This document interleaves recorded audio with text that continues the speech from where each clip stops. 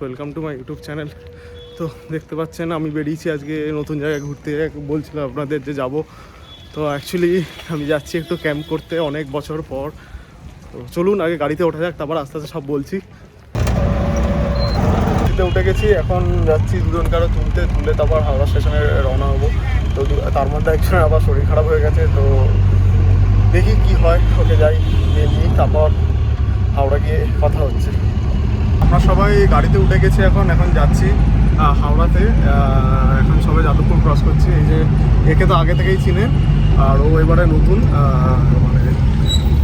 মানে ও ক্যাম্পেই আমার সঙ্গে আলাপ হয়েছে আর কি, মানে ট্রেনিং নিতে। তো এখন যাই হাওড়া ব্রিজে যাই, মানে হাওড়া স্টেশনে যাই, গিয়ে তারপর সবার সঙ্গে গিয়ে কথা হচ্ছে।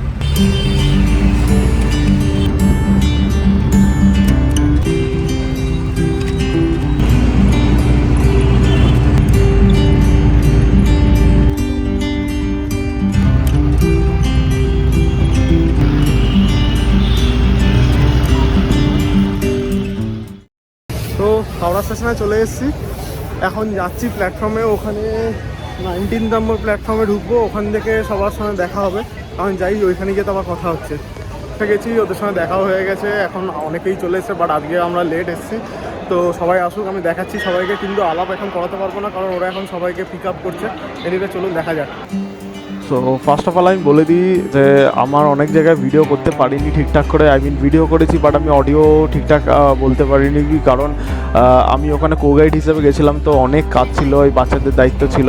তো যারা এই বাচ্চাদেরকে দেখছিলেন একটু আগে, যে বা এখনও যখন দেখবেন, এরা সবাই ট্রেনি, এরা সব মজা করতে এসছে, অনেক কিছু শিখতে এসছে। আমরা শেখাবো, প্লাস আমরা নিজেরাও শিখবো।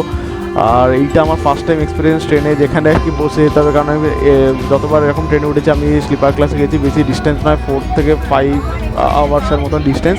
এনিওয়ে, দেখুন ভিডিওটা, ব্লগটা দেখে বলবেন কেমন লাগছে। আমি চেষ্টা করছি যতটা করার। অবশ্যই কমেন্ট সেকশানে জানাবেন। তো তখন ট্রেনের অবস্থা এরকমই ছিল, অনেকেই ঘুমিয়ে পড়েছে, তারপর ও আবার বমিও হয়েছে। তো আমরা বসছিলাম ট্রেনিরাও এবং গাইডরাও, মানে লাস্ট পর্যন্ত ফেড আপ হয়ে ঘুমিয়ে পড়েছিল। অনেকে লাস্টে বলছিল যে আর কত বাকি। তো এই অবস্থায় ট্রেনের ছিল। ভালো করে খা। তারপর দেখতে দেখতে আমরা বাঁকুড়া স্টেশনে পৌঁছে যাই। ওখানে সবাইকে নেমে একটা জায়গায় আমরা হল্ট না, বেসিক্যালি আমরা দাঁড়িয়েছিলাম।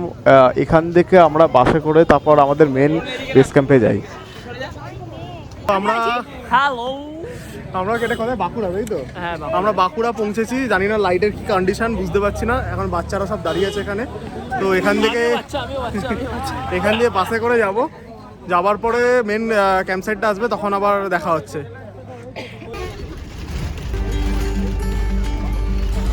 গান হবে না, সব বাসে উঠেছি। এই যে এরা সব ট্রেনি বসে আছে, আর এটা হচ্ছে ট্রেনার না, দেখে বোঝা যায়।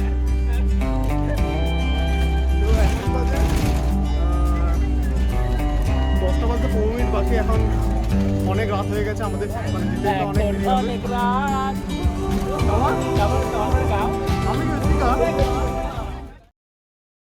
ক্যাম্প সাইডে ঢুকে গেছি, এখন যাচ্ছি ক্যাম্প সাইড। হয়েছে পুরো 4-5টা জঙ্গল, আমি সকালবেলা দেখাবো, এখন দেখাতে পারছি না।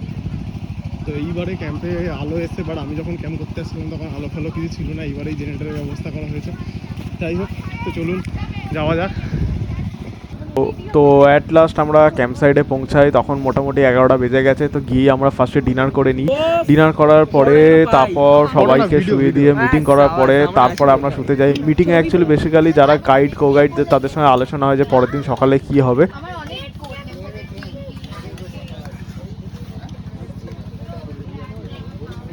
অ্যাট লাস্ট টেন্টের মধ্যে এসে গেছি আমরা দুজন একসঙ্গে রয়েছি। বাচ্চাদেরকে বাপরে বাপ শোয়া থেকে জীবন শেষ হয়ে গেছে। এখন বাজে হচ্ছে 12টা, আজকে একটু লেট হয়েছে।